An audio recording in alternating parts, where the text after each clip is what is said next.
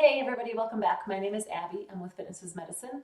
Today we're going to do another great workout you can do in your home using just a little bit of equipment that you may have on hand.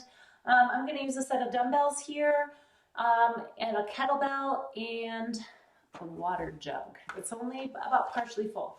If you don't have a kettlebell, you can use one of your dumbbells. If you don't have a water jug, you can use a small medicine ball or something like that.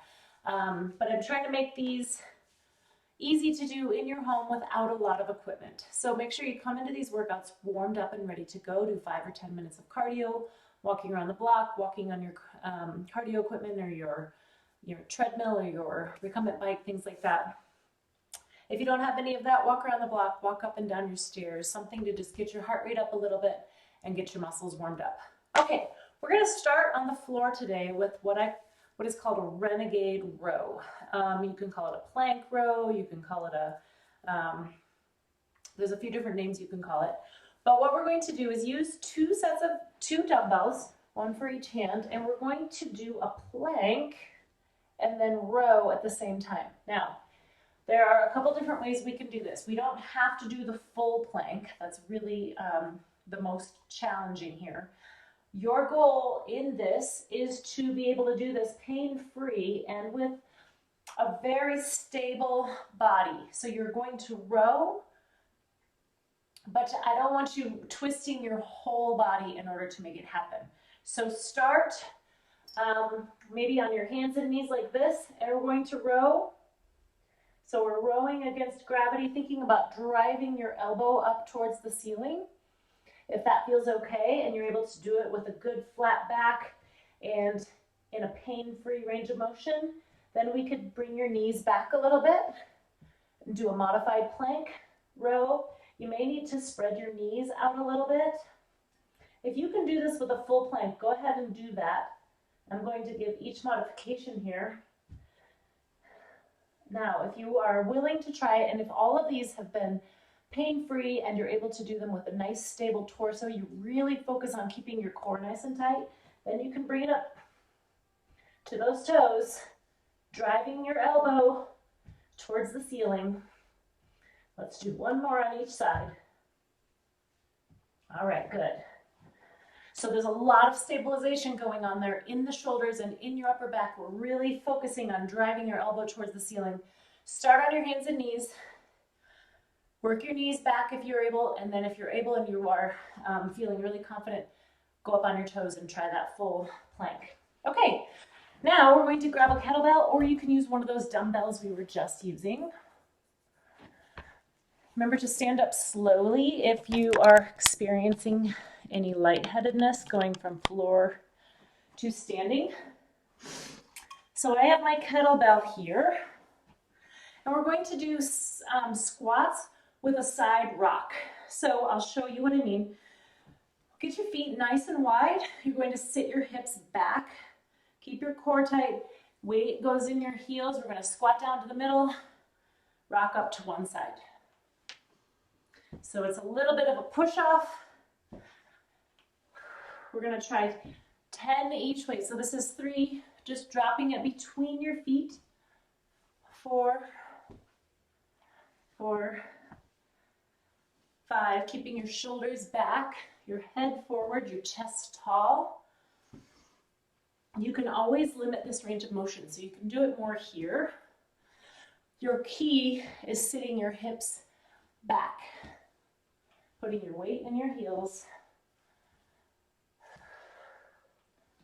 Let's do one more to each side, and 10. Good. Get a good burn in your quads there. Okay, now let's use this jug of water. You can use a full one, you can use a half full one.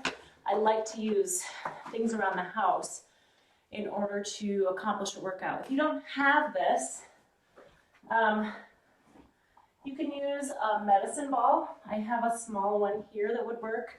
You could use a pillow, you could use a water bottle. You could even just use the same dumbbell from the first exercise if that's all you have.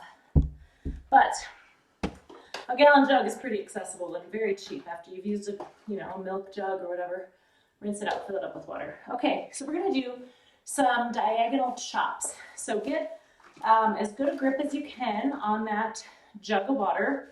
That's another reason I like to use items around the home, because not everything we do has a perfect handle on it, like our, our exercise equipment.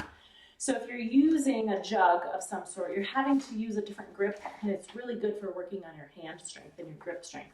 So a little bit of an athletic stance, feet are nice and wide apart, my hips are back just a little, my knees are bent, and my abs are tight. So I'm gonna punch up to the side and then down to the other side. So we're doing a diagonal, 3, 4, kind of shifting my weight side to side, 6, 7, 8, 9, 10.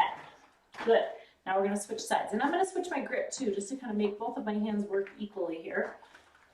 1, 2, 3, 4. I like the water and the sloshing. It helps you get that good punching motion. You really want to make it slosh. 8, keep breathing. 9, and 10, and 10. All right, good. Great arm and shoulder workout there. And your core is also coming into play. It's sort of a good full body workout, and I like to incorporate lots of muscle groups in each exercise if possible. Okay, next we're going to lower to the ground. So if you've got a mat you want to lie on, you can bring that out, or you can just lie on the floor depending on your surface. So a little core exercise here. Lying on your back,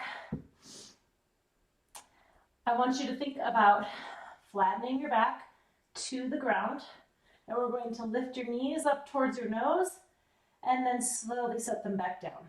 Now, if you can do this and maintain that flat back to the floor, that's where your core really comes in to really keep that back flat and protect your back from wanting to take over in this exercise. Lift up.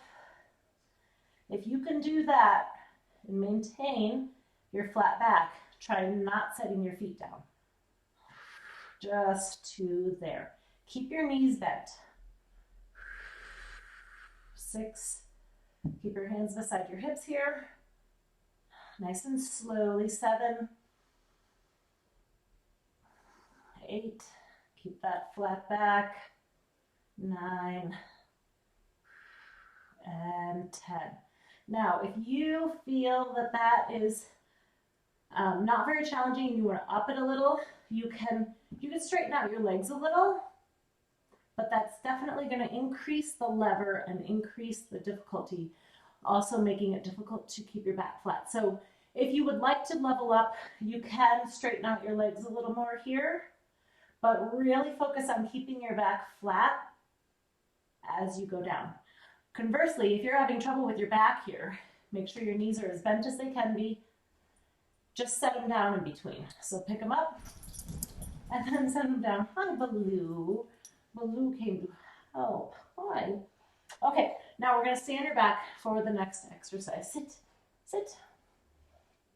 Thank you. We're going to do a bridge. So the same thing, I want you to flatten your back, squeeze your glutes and come up into that bridge. And we're going to do knee extensions. So if you can, we're going to hold this bridge, straighten one leg, straighten the other leg. Now the challenge here is to stay as stable as you can during these knee extensions. This is 3. Trying to keep everything as flat and as stable as you can here. Keeping those hips level. Now if you need to, you can come down partway. So that was 5. If you're getting tired, or if you're getting, your hamstrings are screaming or something, you can come down, then go back up. Hi. Nice and slowly. You're just going out so that your thighs are still level. Hi. 9. 9. Keep breathing. 10. And 10. All right, good. Now, if you want to stretch out those glutes, you can pull your knees towards your chest. You can put one leg up and stretch your hamstring, stretch your other hamstring. Those are good to do right in the moment if you're feeling really tight and really maybe even a little bit crampy, then do those. But make sure you include those at the end of your workout as well. Okay, we're gonna do one more. We're gonna stand back up and do a balance challenge. So remember to stand up slowly. And make sure that you maybe stand next to something stable in case you are going to get dizzy or lose your balance. Okay, last one. I'm gonna have you do a forward back tandem switch. So this is a tandem stance with one foot right in front of the other. And what I want you to do is go forward, kind of go into that front foot of your weight, and then step back. So we're just gonna rotate, only the one foot is gonna go forward and back for right now. Try to do it on that nice tight line, heel to toe. If that is really way too much, do a staggered stance. So instead of right in front, there we go, now you can see, a little staggered stance. So you can stagger it back and forth this way. Think about more of just a narrowed stance versus completely tandem. So a narrowed forward and back, and you're transferring your weight each time. So I want you to transfer all the way into that front foot and then all the way into the back foot. So we're gonna do this, I think it's already been 30 seconds, but I want you to do one side for 30 seconds, transferring your weight all the way, and then we'll switch. So I'm gonna put my other foot in front, transfer my weight, back. Whenever you're doing balance challenges, I like to have you do it either, next to your kitchen counter, maybe next to a wall, or next, I've got my sturdy object here in case I do lose my balance.